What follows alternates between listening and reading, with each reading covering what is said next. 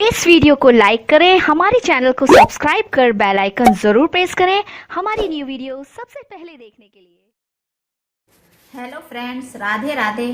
Friends, आज हम बताएंगे आपको माला जपने के कुछ नियम और सावधानियां, और माला का जाप हम कैसे करें और माला हमारी कैसी होनी चाहिए ये भी हम बताएंगे। तो चलिए आज जान लेते हैं माला जपने के कुछ सावधानियां। सबसे पहले हम जान लेते हैं कि हमारी माला चाहे कोई भी हो, या चंदन की हो, या तुलसी की हो, या रुद्राक्ष की हो, तो सबसे पहले उसमें ये मन के 108 ही होने चाहिए। इस तरह जैसे 1 2 3 करके ऐसे हम आएंगे, इस तरह पूरे आ जाएंगे और यहाँ तक पूरे 108 ही होने चाहिए।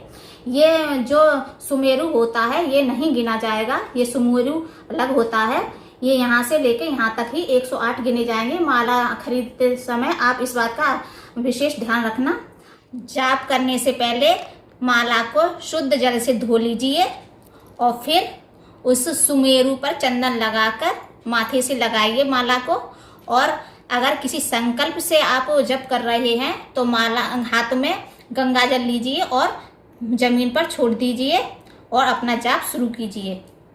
जान लेते सावधानियां कि माला जपते समय हमेशा पहले तो हमें अपनी माला को हमेशा ढांक कर ही जाप करना चाहिए। गौमुखी बाजार में आसानी से मिल जाती हैं, वो बाजार से खरीद लीजिए। अगर आपके पास नहीं है तो किसी कपड़े से ढक कर ही हमेशा जाप करना चाहिए। और अपनी जाप की हुई माला किसी को कभी नहीं देना चाहिए। अपना आसन और माला कभी किसी को नहीं देना चाहिए। और जिस माला से आप जाप कर रहे हैं उस माला को स्वयं कभी गले में धारण नहीं करना चाहिए।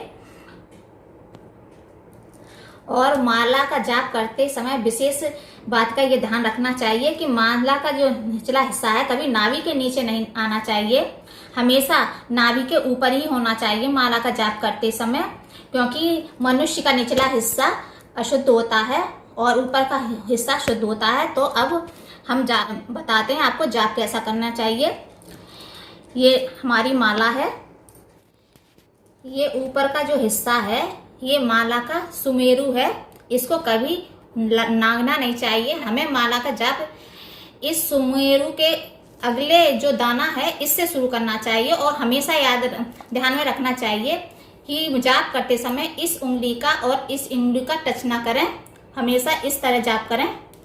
और इस तरह जब जाप करें तो नाखून का कभी भी टच नहीं करना चाहिए, माला से इस तरह जाप करना चाहिए। जैसे आप समझ लीजिए राम नाम का जाप कर रहे हैं या ओम नमः शिवाय का जाप कर रहे हैं तो इस तरीका से करें।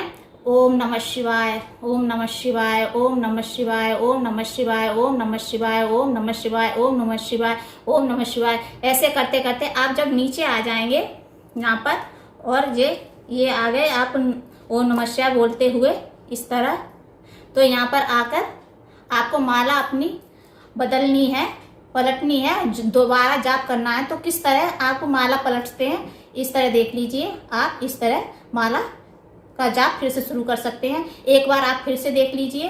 यदि आप जाप करते हैं यहाँ से तो यहाँ से शुरू होकर यहाँ से ऊपर यहाँ तक आ जाते हैं, यहाँ तक आ जाते हैं तो माला को किस तरह पलटना चाहिए देखिए आप, इस तरह माला को पलटना चाहिए। और कभी भी जाप जब आपका पूरा हो जाए सुमेरु को कभी लगना नहीं चाहिए, माला को इस तरह पलटकर ही जाप शुरू करना चाहिए। अगर आप एक माला का जाप करते हैं तो यहाँ से शुरू होते हैं तो यहाँ तक आते हैं तो यहीं पर रोक देना चाहिए। जब आपका जाप समाप्त हो जाए तो ये सुमेरु को अपनी दोनों आँखों से लगाइए और माथे से लगाइए, क्योंकि मनुष्य की आँखों और मस्तिष्क का हिस्सा पवित्र होता है। और जब जाप समाप्त हो जाए तो हाथ में गंगा जल लीजिए और इस सुमेरु को गंगा जल से टच कीजिए और जमीन पर छोड़ दीजिए।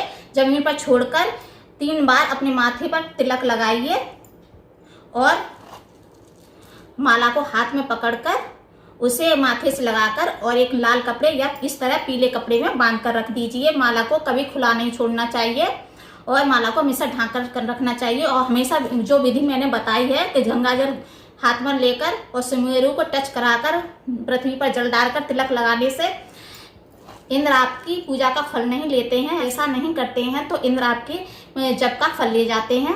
तो आपको मेरी ये जानकारी कैसी लगी, और अगली वीडियो में मैं आपको बताऊंगी कि उंगली पर कैसे आप जप कर सकते हैं बिना माला के, जिसे हम करमाला बोलते हैं। तो अगली वीडियो में मिलते हैं। Bye bye.